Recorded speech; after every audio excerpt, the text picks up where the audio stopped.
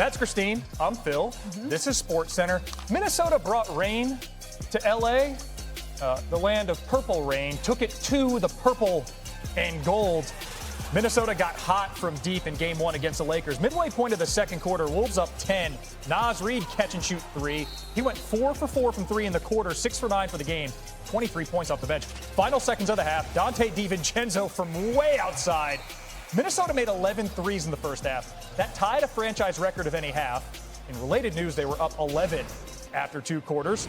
Started the third, Jaden McDaniels, part of a team-high 25. 3 for 3 from 3 was McDaniels. Minute later, Anthony Edwards, personal best, 323s in the regular season.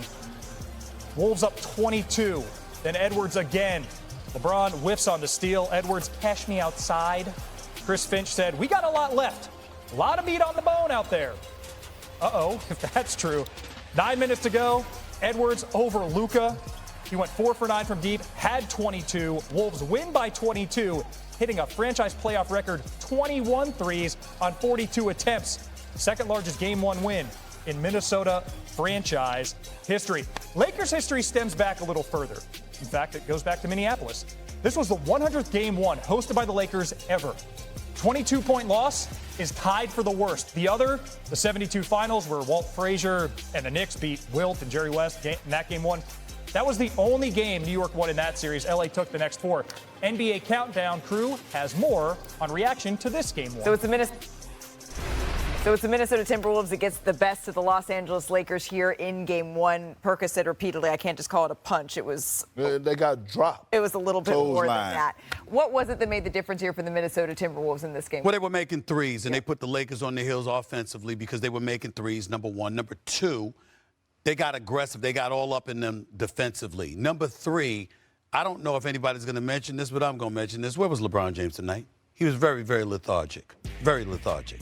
And this Saturday night, I don't know what the hell was going on with him. J.J. Redick went on camera and said, quote, we don't have any energy. It's like guys don't even recognize that it's the playoffs. What the hell is going on up in here? He was scratching his head, looking like he had dandruff for crying out loud because he couldn't figure it out. This is the kind of stuff that you're talking about. I don't suspect this will happen in Game 2, but that's how much J.J. was scratching his head because he couldn't believe what we couldn't believe. Luka showed up offensively. He was a liability defensively, and LeBron James was a liability, period, and nobody on Minnesota was, and that's why they won this game. A playoff franchise record, 21 threes for Minnesota in this one, Perk. I mean, that's been J.J. Redick's game plan the whole entire season, right? Pack the paint and force guys to make shots. And Bob Myers called it luck, and it really is. These are professional athletes, right? These guys on Minnesota can make shots. Anthony Edwards, Dante, even Julius Randle knocking down the three at a pretty nice clip. But again, it was the defense for me. They made them uncomfortable. Got on their heels like a pair of church socks. That was the difference maker. And Jaden McDaniels. I mean, two things that I looked at this game was Jaden McDaniels and how would Ant-Man handle the traps and different things like that. Jaden McDaniels had 25 points, career playoff high, and then on the traps. Ant-Man, you grew up tonight, dog. You really grew up. And sometimes as a very, very talented player, the hardest thing to do as a coach is to get him to make the easy play. He made the easy play. So you're J.J. Redick. You're going back to the drawing board. The most important adjustments happen oftentimes between Game 1 and Game 2. The onus is on the coach who lost to be able to bring it in Game 2. That's J.J. Redick. What do you do? I go back to a little bit more of Jackson Hayes at the 5. I get back with more of that lob threat for Luka. And then on defense, we got to figure out what we're going to do with Ant-Man. That same defense didn't work. Him packing the paint, him getting the paint, bringing 5 guys, and daring him to make the right play. He grew up. That doesn't work anymore. Luka scored 37, didn't mean a thing. LeBron James got to show up. It's the playoffs. The playoffs continue today on ABC. We'll see you on NBA Countdown at 12:30 Eastern. And great cutters and the guys that catch lobs, and my job is to be able to be the low man and find ways to, excuse my language, up. You heard what he said, and that's literally what he does. He messes things up. This is playoff game number 123 for Russ, and he did something in this one he had never done before. That clutch 3 at the end of regulation was his first career go-ahead 3 inside the final 30 seconds of a fourth quarter overtime in his playoff career. Russ and Nuggets, they shoot for a 2-0 lead over the Clippers Monday night. More now from the NBA Countdown crew.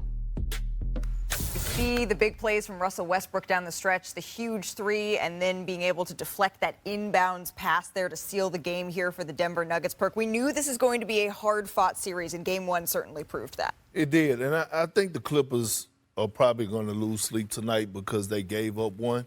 About 10 of their 20 turnovers were unforced, no execution. But I want to give some credit to Russell Westbrook. It's a thin line between love and hate when I think about him, right? At one minute you hate him and you like, Russ, what are you doing? Next minute, all of a sudden, he come up with an offensive rebound or a big-time three or a big-time deflection that goes off of James Harden and all of a sudden to seal the game. So taking nothing away from the Nuggets, they pounded them on the glass. They got to every 50-50 ball. They deserved that win. But the Clippers had that on the road to capture Game 1 and let it slip through their hands. Yeah, I think they're definitely kicking themselves right now. I mean, they shoot 50% from the field. They shoot a higher field goal percentage, 36% from three. They shoot a higher three-point percentage, and they still lose by 2. It seems like down the stretch, the 50-50 balls really hurt, and that goes back to your point of Russell Westbrook. And I think the execution down the stretch was a little poor. A couple of turnovers here and there where I think they should have got at least a shot on goal and then obviously, hopefully get an offensive rebound. But I think they're definitely losing sleep and kicking themselves because you had an opportunity to take Game 1 on the road and change the series. At this particular juncture in his career, when we look at Russell Westbrook, a Hall of Famer without question, somebody who should be revered for effort. Never, ever. I'm looking at the Russell Westbrook from his rookie year to now. And this man never, ever cheats you with that fire in his belly. And that's what he deserves so much credit for. On the other hand, he obviously played a pivotal role in Denver winning this game. On the flip side, Kawhi Leonard, 7 turnovers. I know he had 22 points, but 7 turnovers, a no-show in the fourth quarter offensively as far as I'm concerned when they really, really needed him. James Harden, he was in foul trouble. I thought he played a good game, but he was in foul trouble. But you look at Kawhi Leonard, you expected more. And he didn't give it to you in Game 1. Not what he's capable of. Certainly those turnovers hurt him, and certainly he needed to be more aggressive offensively and more effective offensively in the fourth quarter, and he was not. And Norman Powell, by the way, he'll have a better game. This was not a good night. We got like 10 seconds left in this segment to talk about the New York Knicks 21-0 run. We ain't got to talk about them. Your 21-0 run, that's what they do. That's what we do, baby. It's the playoff time right now. You can't be some young puppies coming into Madison Square Garden thinking that you was going to do something. No, it didn't happen. Wet behind the ears, breath smelling like Similac. I love the Detroit Pistons. I love what I'm seeing. They going to make this a series. But your first game, you ain't rolling up into New York without feeling what the Garden is all about. Yeah. New York, stand up, baby. New York, stand up. Pistons hung with them for 3 quarters.